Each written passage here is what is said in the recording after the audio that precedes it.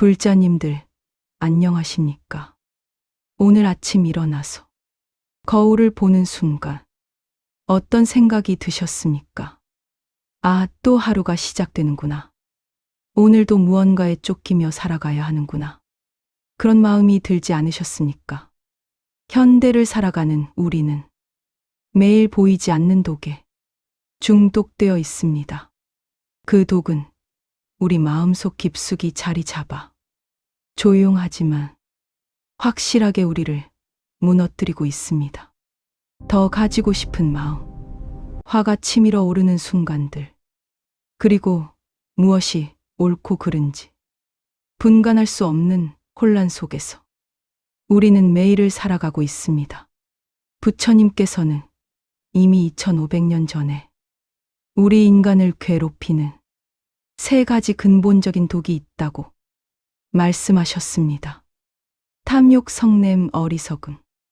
이 삼독이야말로 우리가 진정한 행복에 이르지 못하게 하는 가장 큰 장애물입니다.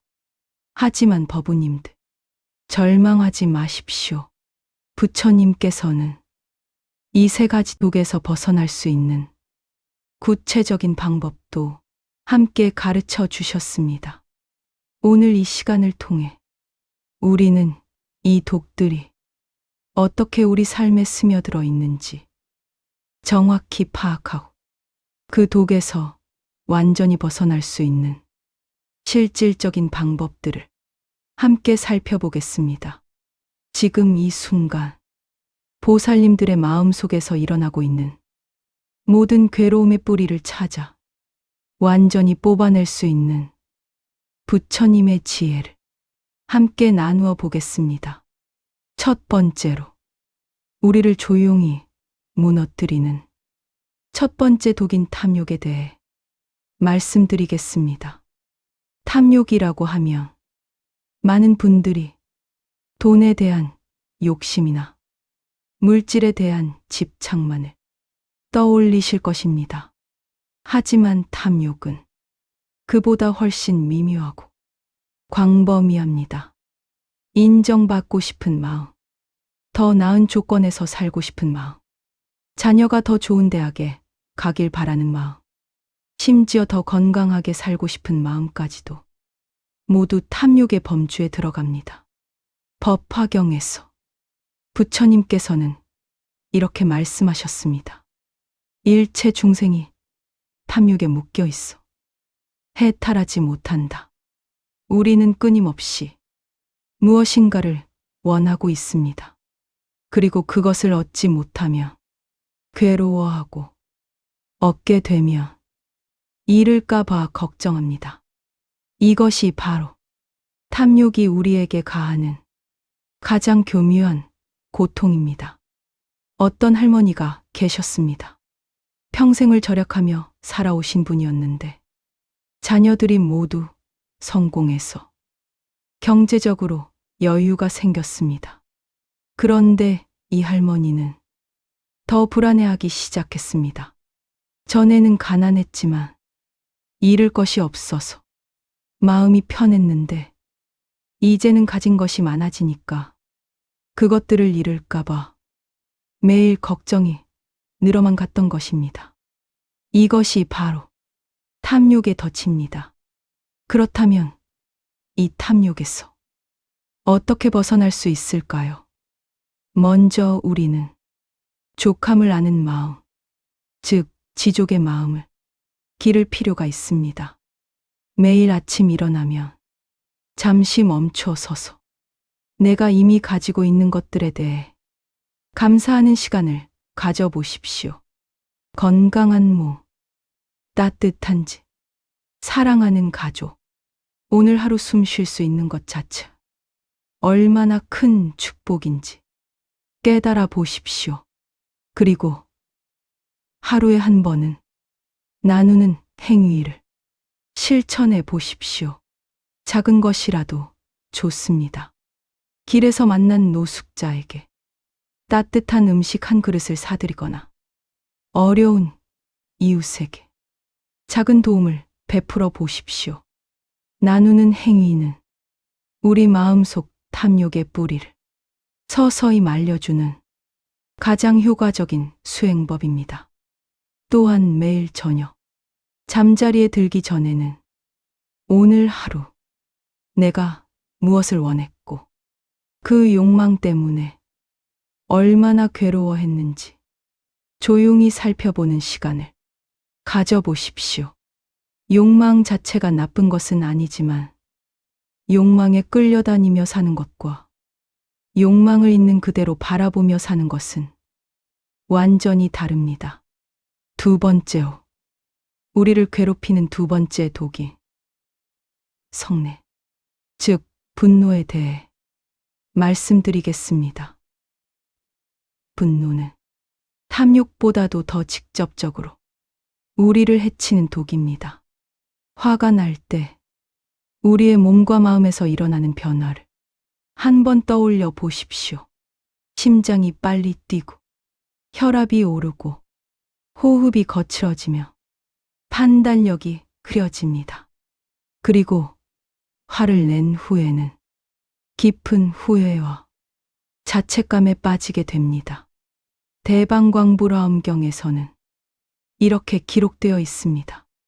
일념의 분노가 일어나면 무량겁의 장애가 생긴다. 한순간의 분노가 우리가 지금까지 쌓아온 모든 공덕을 태워버린다는 뜻입니다. 조주선사의 어록에 이런 이야기가 나옵니다. 어떤 수행자가 조주선사에게 물었습니다. 스님, 화가 날 때는 어떻게 해야 합니까? 조주선사가 답했습니다. 화가 나는 그 순간 화내는 자가 누구인지 찾아보라. 수행자가 다시 물었습니다. 찾아봐도 찾을 수 없습니다. 조주선사가 웃으며 말했습니다. 그렇다면 누가 화를 내고 있는가? 이 선문답이 우리에게 전하는 깊은 의미가 무엇일까요? 분노라는 감정 역시 우리의 본성이 아니라는 것입니다. 분노는 외부 상황에 대한 우리의 반응일 뿐 우리 자신과 동일시될 필요가 없다는 말씀입니다. 그렇다면 분노에서 벗어나는 구체적인 방법은 무엇일까요? 가장 효과적인 방법은 자비 명상입니다. 화가 나는 순간 그 자리에서 바로 다음과 같이 속으로 염송해 보십시오. 나를 화나게 한 이 사람도 괴로워하는 중생이구나. 이 사람이 행복하고 평안하기를 바랍니다. 처음에는 억지스럽고 가식적으로 느껴질 수 있습니다.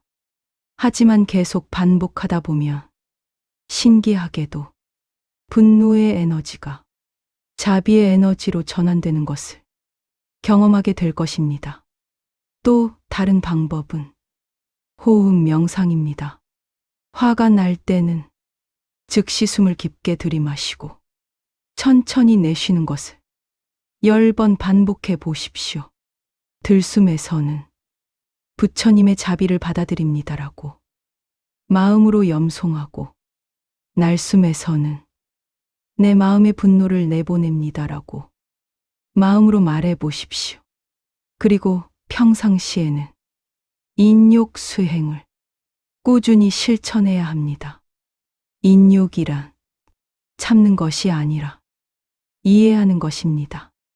나를 화나게 하는 사람들도 결국 자신의 업보와 습관에 따라 행동하는 것이며 그들 역시 괴로움에서 벗어나고 싶어 하는 중생이라는 것을 깊이 이해하는 것입니다. 세 번째로, 가장 근본적인 독인 어리석음, 즉 무명에 대해 말씀드리겠습니다. 어리석음이라고 하면 지식이 부족한 것을 떠올리실 수 있지만 불교에서 말하는 어리석음은 그보다 훨씬 깊은 의미입니다. 진리를 보지 못하는 것, 사물의 참된 모습을 보지 못하는 것. 그것이 바로 무명입니다. 반야심경에서 관자재보살이 깊은 반야바람 일다를 행할 때 오온이 모두 공한 것을 비추어 보았다고 했습니다. 우리가 실제한다고 믿고 있는 모든 것들이 사실은 인연에 따라 생겨나고 사라지는 것일 뿐 고정불변한 실체가 없다는 것을 깨달은 것입니다. 하지만 우리는 여전히 내가 있고 남이 있고 내 것이 있고 남의 것이 있다고 생각합니다. 내가 옳고 상대방이 틀렸다고 생각합니다. 이런 이분법적 사고야말로 우리를 괴롭히는 근본적인 어리석음입니다. 부처님께서 성도하신 날 보리수 나무 아래에서 이런 깨달음을 얻으셨다고 합니다. 기이하고 기이하다. 일체 중생이 모두 열애의 지혜와 덕상을 구족하고 있으나 다만 망상과 집착 때문에 증득하지 못하고 있구나. 우리 모두는 이미 부처와 같은 완전한 본성을 가지고 있는데 어리석음 때문에 그것을 보지 못하고 있다는 말씀입니다. 그렇다면 이 어리석음에서 어떻게 벗어날 수 있을까요? 가장 중요한 것은 지혜를 기르는 것입니다. 매일 경전을 읽고 부처님의 가르침을 공부하는 시간을 가져보십시오. 금강경, 법화경, 화엄경과 같은 대승경전들을 조금씩이라도 꾸준히 읽어보시기 바랍니다. 처음에는 이해되지 않는 부분이 많을 것입니다. 하지만 반복해서 읽다 보면 어느 순간 깊은 깨달음이 일어나는 순간을 경험하게 될 것입니다. 또한 일상생활에서 무상관을 실천해 보십시오.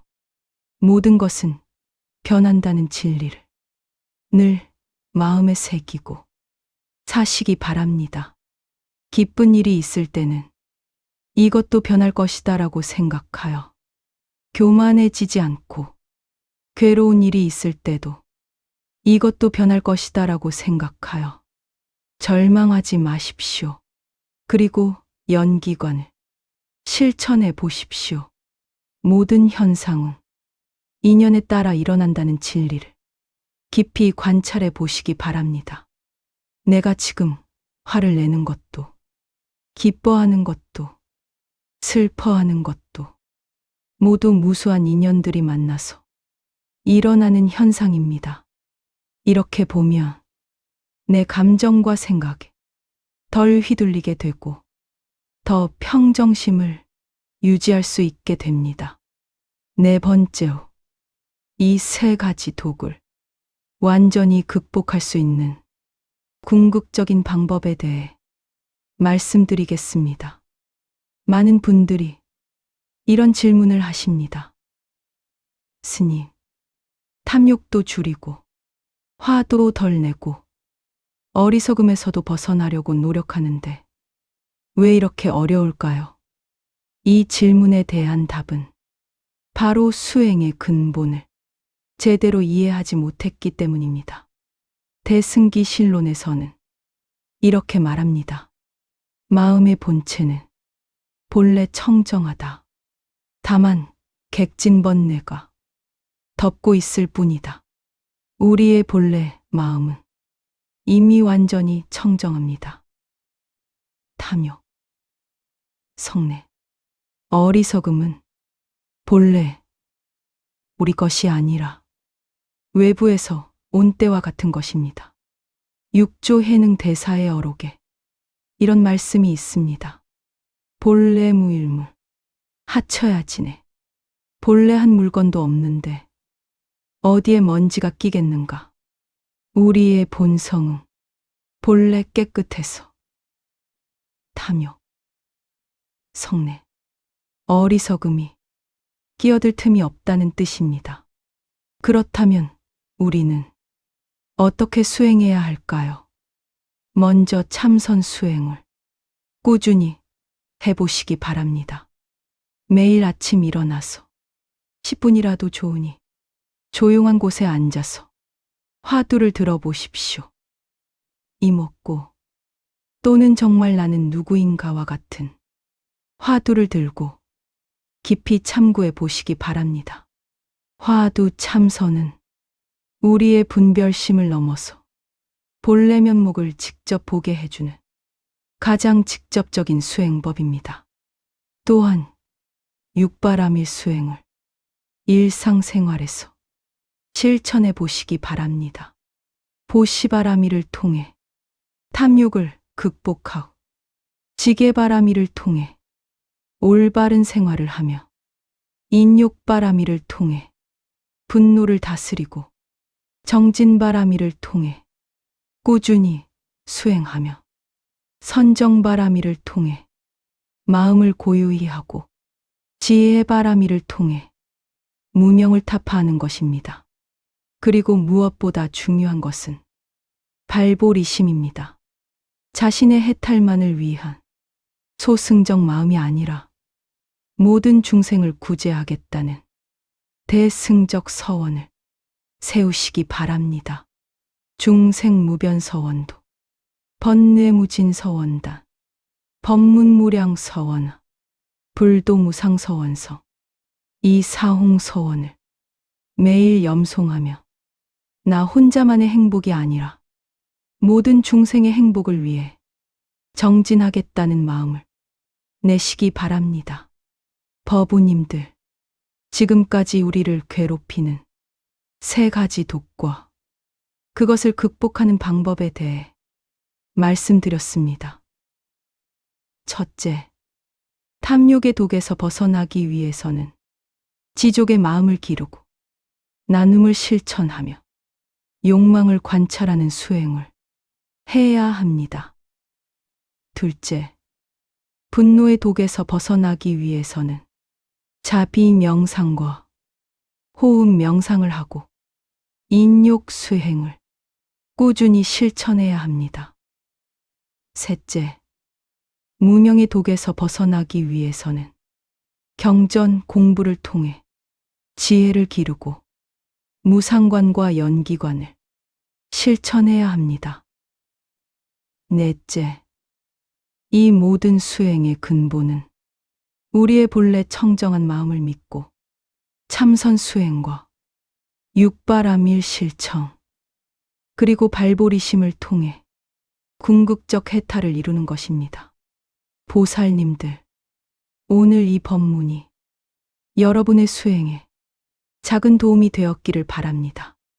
이 공덕으로 모든 중생이 삼독의 고통에서 벗어나 진정한 평안을 얻기를 발언합니다. 부처님의 자비광명이 항상 여러분과 함께 하시기를 서원하며 오늘 법문을 마치겠습니다. 이 영상이 도움이 되셨다면 좋아요 버튼을 눌러주시기 바랍니다. 다음 시간에도 더 깊은 부처님의 가르침으로 찾아뵙겠습니다. 나무아미타불 관세음보살